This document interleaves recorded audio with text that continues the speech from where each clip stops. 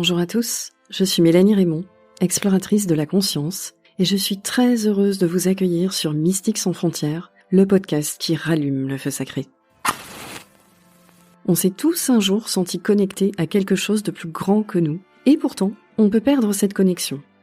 Certains savent l'entretenir mieux que d'autres, et c'est à eux que je donne la parole dans ce podcast. Je vous propose également de vivre une expérience directe du sacré, à travers ce qu'il a de plus universel, le son et les vibrations, avec des textes, des chants, des hymnes, transmis par ma voix ou celle de mes invités.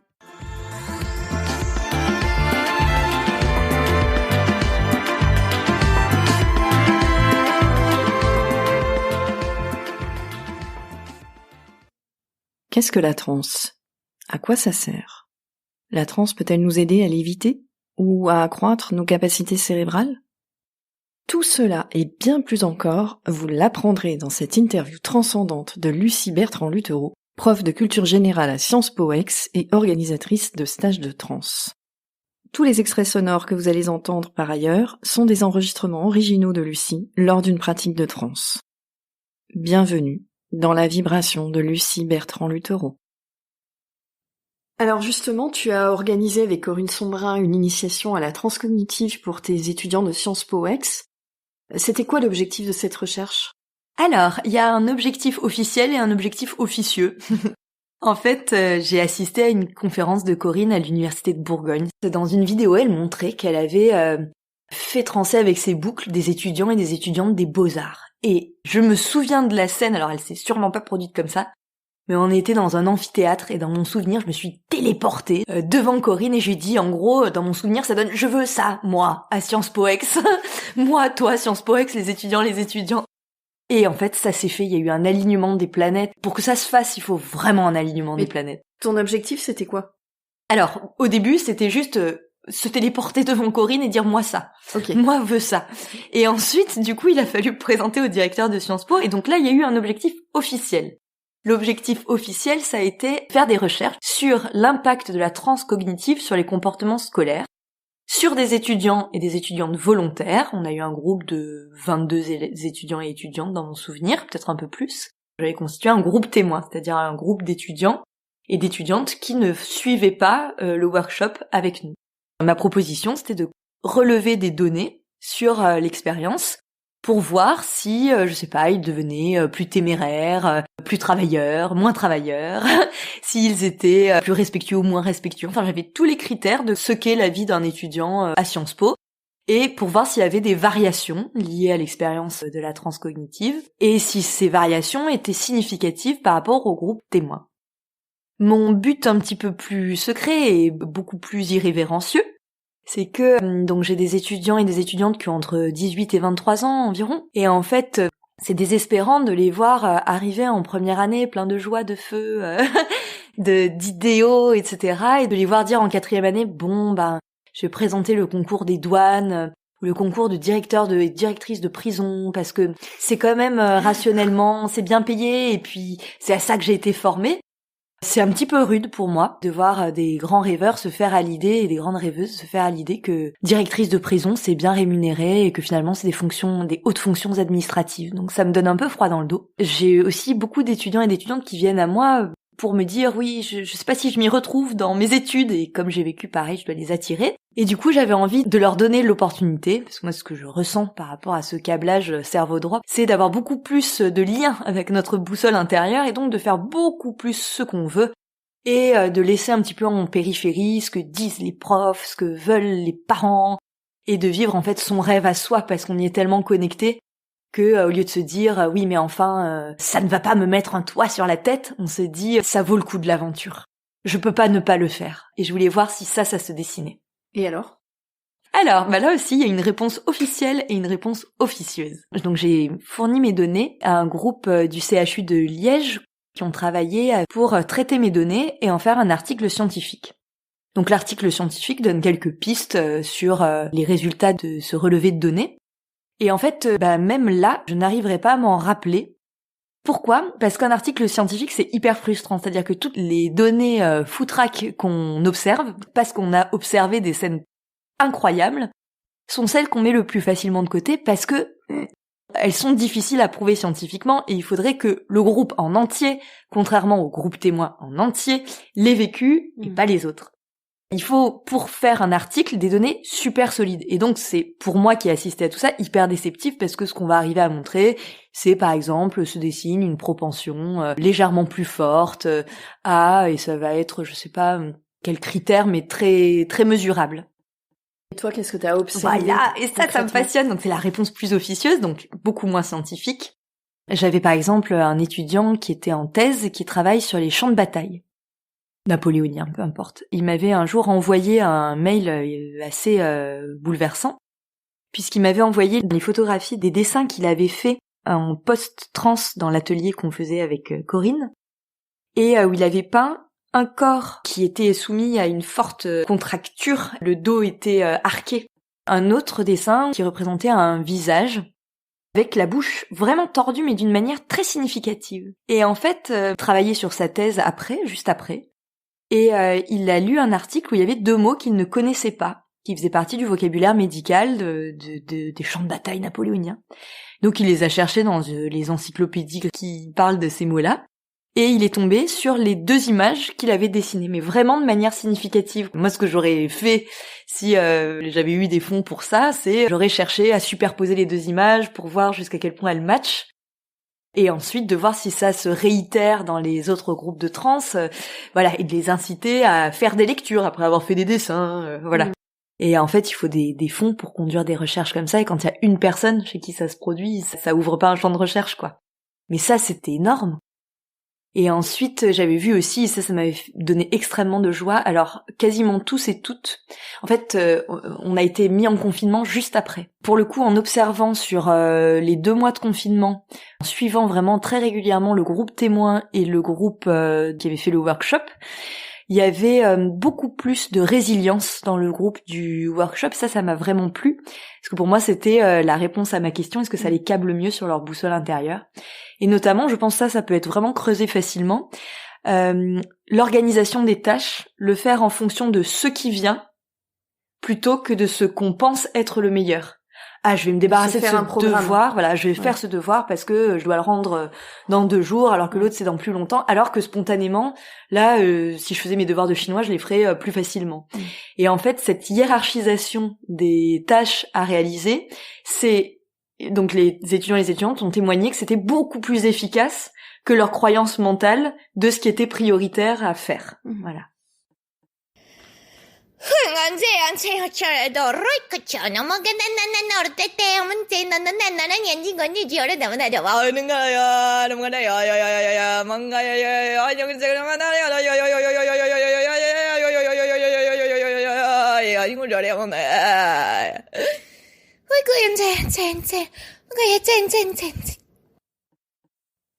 Alors aujourd'hui, est-ce que t'as un super pouvoir?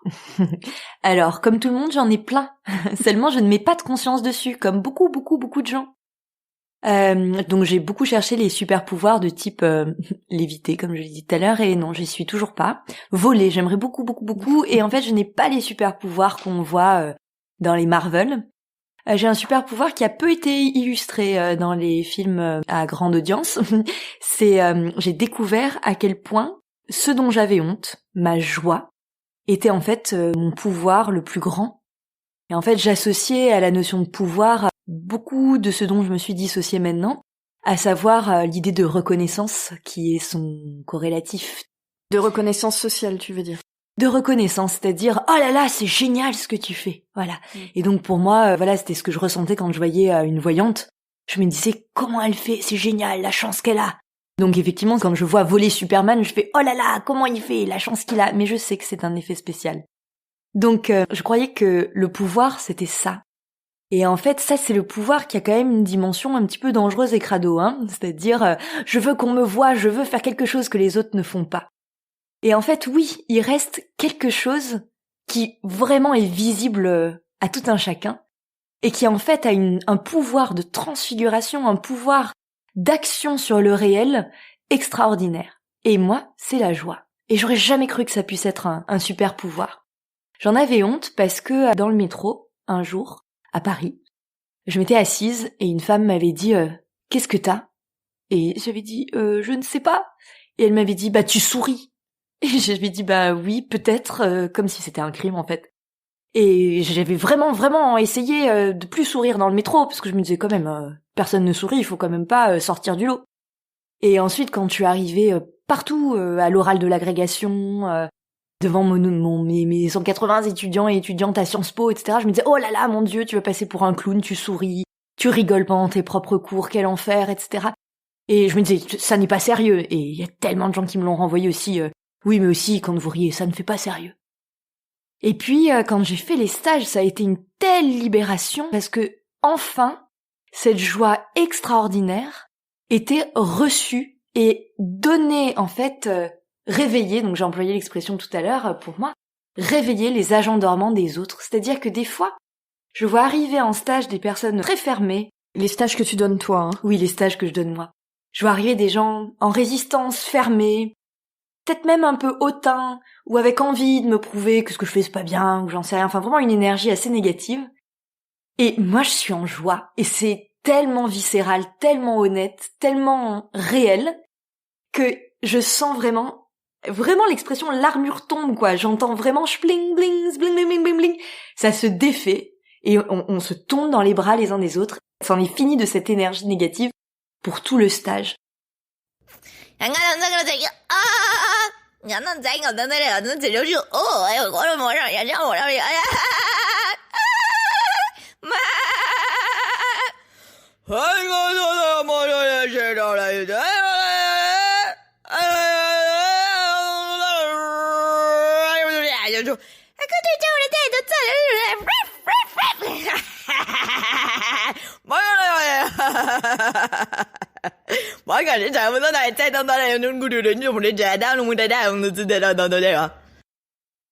Et pour moi, d'avoir ce pouvoir de transfiguration, c'est merveilleux.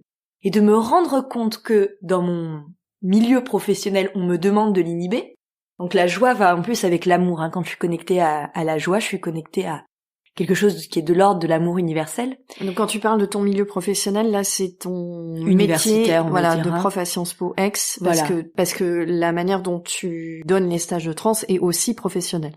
Oui, oui, c'est vrai. C'était pour faire cette distinction pour nos auditeurs qui ne te connaissent pas forcément. Oui, tu as raison. Effectivement, il y a ma vie professionnelle à Sciences Po Aix et mes activités de formation.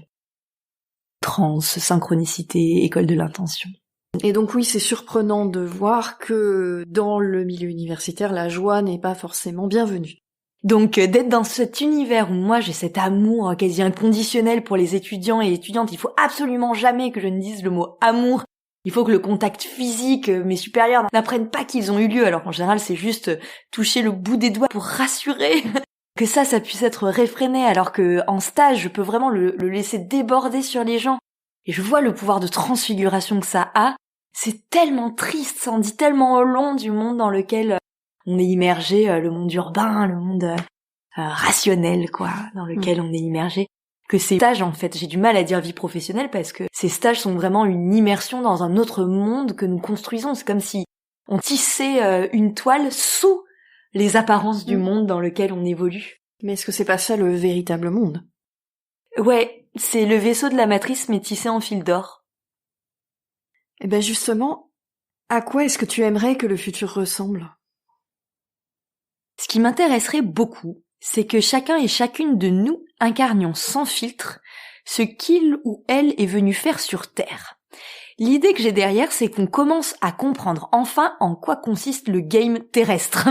Parce que je veux bien, j'ai bien envie de dire un futur où on serait tourné vers les autres, vers l'écologie, vers le lien, etc., etc.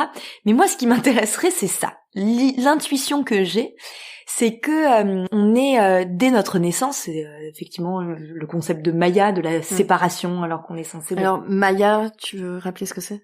Oui, c'est l'idée dans l'hindouisme et le bouddhisme, c'est une notion, la Maya, c'est un mot sanskrit qui veut dire l'illusion, pour nommer la réalité dans laquelle on vit, qui n'est qu'une petite partie de la réalité, qui ne contient pas les autres plans non visibles. Voilà. Et toute cette idée est liée à la notion d'incarnation, de karma, etc.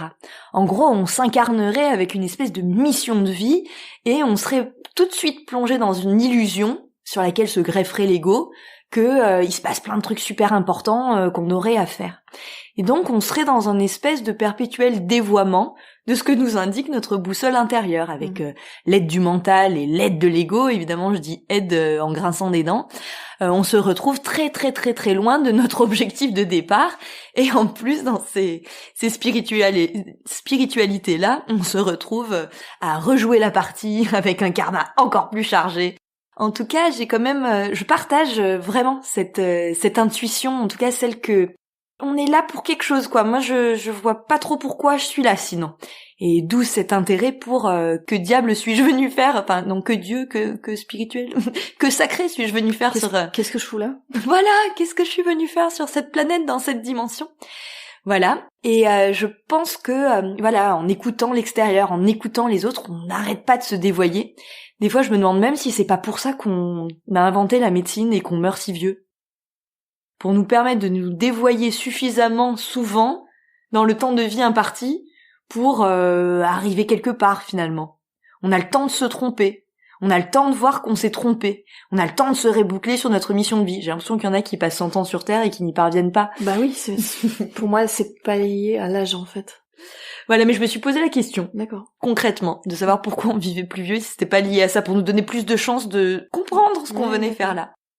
En tout cas, ouais, le futur, j'aimerais le rêver plein d'écologie et d'antispécisme et plein de bons sentiments et de joie et d'allégresse.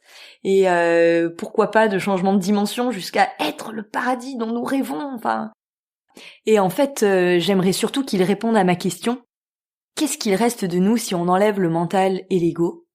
Et si on enlève ces filtres-là, et qu'on se retrouve, selon mon intuition, face à sa mission de vie, on dévoilerait alors le game terrestre, quoi.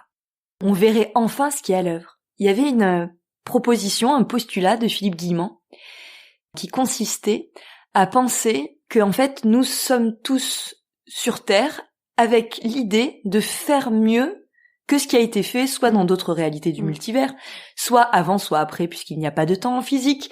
Mais en tout cas, on serait en brouillon perpétuel de quelque chose de positif, de lumineux, qui se cherche, et on serait visiblement tout le temps à merder, parce qu'on serait dans l'illusion de la séparation, et à perdre de vue ce vers quoi nous guide notre boussole. Donc moi, j'aimerais bien quand même qu'on arrête avec l'ego et le mental pour savoir ce qu'on fout là, et essayer de faire plus un brouillon, mais quelque chose qui se tienne.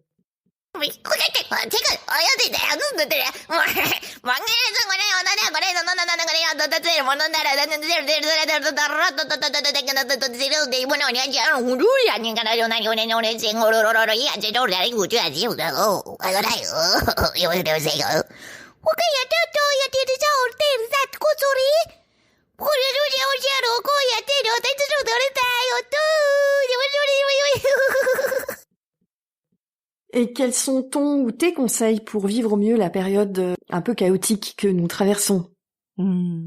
Alors, je dirais se connecter à la dimension libératrice du gros pied de nez à la logique injonctive et aux voies toutes tracées. C'est-à-dire ? En fait, il y a une vraie jubilation à suivre ce qui semble n'avoir pas de sens et qui en fait nous conduit beaucoup plus rapidement là où on veut aller avec notre cœur que quand on suit tel parcours parce que on croit que le diplôme va nous permettre d'avoir un salaire, qui nous permet d'avoir une maison, qui nous permet d'élever des enfants et d'être très très très malheureux parce que finalement on n'a rien fait de ce qui nous anime vraiment. Donc ce serait suivre son intuition et suivre sa joie. Ah oui, mais le faire avec un vrai pied de nez. Ok. Ah oui, le faire avec jubilation, c'est-à-dire vraiment, je crois que, enfin, je suis vraiment très connectée très fort à la jubilation par l'irrévérence. Voilà. Dire tout ça, oui, ça se tient, c'est tellement bien décrit, déployé, c'est tellement convaincant quand un ministre monte à la tribune, alors plus trop aujourd'hui, mais ça a l'air si convaincant, il y a des gens qui apprennent à faire des discours quand même, et toi tu vas suivre ton intuition, c'est quand même énorme. J'aimerais ajouter quelque chose lié donc peut-être pas à la notion de conseil, mais à comment bien vivre en fait, parce que c'est à ça que renvoie cette question. Ouais.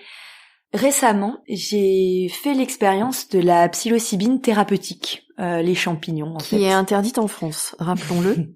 Oups, je ne dirai pas où je l'ai fait. Voilà, et en fait, j'ai eu l'impression de vivre 3 vies en... Bon, c'était quand même un gros trip qui a duré une bonne dizaine d'heures, parce que j'avais bien chargé la mule c'est moi. En fait, à un moment, je me suis retrouvée dans un état d'être où j'avais vraiment l'impression d'être, le homard sans sa carapace, et à l'échelle de l'humain, ça donne l'âme, sans l'ego, sans le mental qui parasite.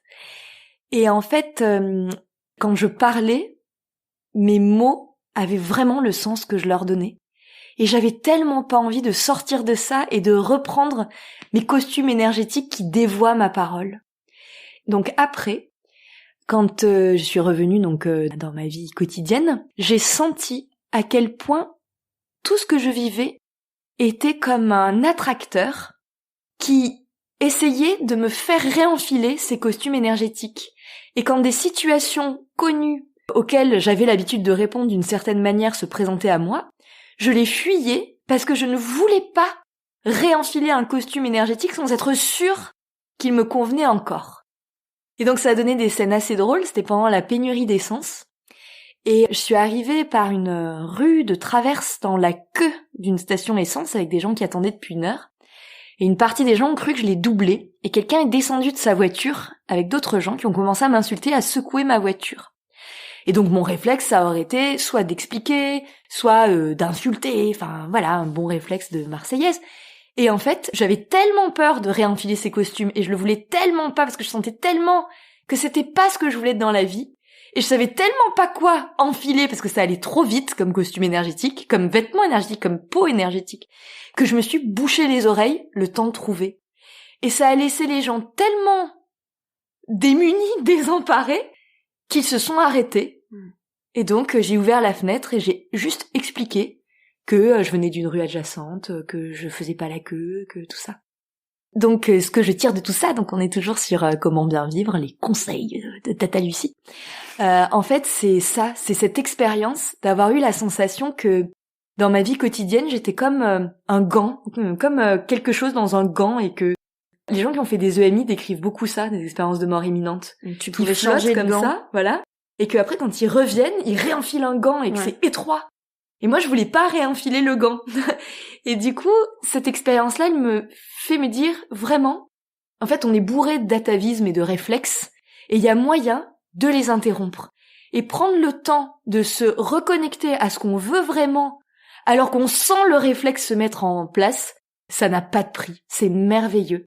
Alors c'était complètement déroutant pour tous mes proches, pour tous les gens qui m'entouraient, parce que quand on me posait une question ou qu'on me donnait une situation à laquelle il fallait répondre très vite, je disais je sais pas, ou j'allais dans la pièce à côté. Enfin ça a été très très étrange pendant 1 semaine à 10 jours, mais ça a été merveilleux à vivre, et d'être resté avec cette conscience que je peux me mettre en suspens et trouver le vêtement énergétique adéquat, vraiment tissé de ces fils souples d'or qui me font pas mal, qui m'écrabouillent pas, c'est merveilleux. Et donc avoir toujours conscience que on peut s'extraire de son costume énergétique, et pendant cette extraction, tisser celui qu'on réenfile, et c'est extraordinaire. Ce serait aussi, dit de manière peut-être plus concrète, s'extraire de ses croyances et de ses conditionnements, ou en tout cas les observer. Comme tu dis ça bien en une phrase. Eh ben, c'est un conseil intéressant pour l'époque actuelle. Est-ce que tu as envie d'ajouter quelque chose? Non, c'est bon. Eh ben, merci beaucoup, Lucie. Je t'en prie, Mélanie, c'était un plaisir. Je remercie infiniment Lucie Bertrand-Luttereau de m'avoir accordé cette interview. Vous pouvez retrouver les stages de trance de Lucie et toutes ses autres activités sur son site internet www.école-intention.fr. Vous pouvez aussi la suivre sur sa chaîne YouTube à son nom, Lucie Bertrand-Luttereau. Si ce podcast vous plaît, prenez 1 minute pour le noter 5 étoiles sur Apple Podcast ou sur Spotify, et pour vous abonner sur votre plateforme d'écoute préférée. Vous serez ainsi informé de la sortie de chaque nouvel épisode. Si vous avez adoré ce podcast, partagez-le à vos amis, sur vos réseaux sociaux, où vous voulez. Et si les valeurs de ce podcast vous parlent, sacré, spiritualité hors de tout dogme et religion, ancrage, humour, Vous êtes également bienvenus à rejoindre la communauté des Mystiques sans frontières sur Patreon et à faire un don mensuel ou ponctuel. Vous trouverez le lien dans les notes du podcast. Sur Patreon, je vous propose le premier lundi du mois des cercles de mantras pour vibrer ensemble et pour vibrer haut, et le troisième lundi du mois, un espace de parole autour de vos expériences mystiques, loin des commentaires déplacés ou malveillants. Et je serai très heureuse de vous accueillir dans l'un ou l'autre de ces cercles, ou les deux. Ensemble, rallumons le feu sacré. Merci pour votre écoute et à très bientôt.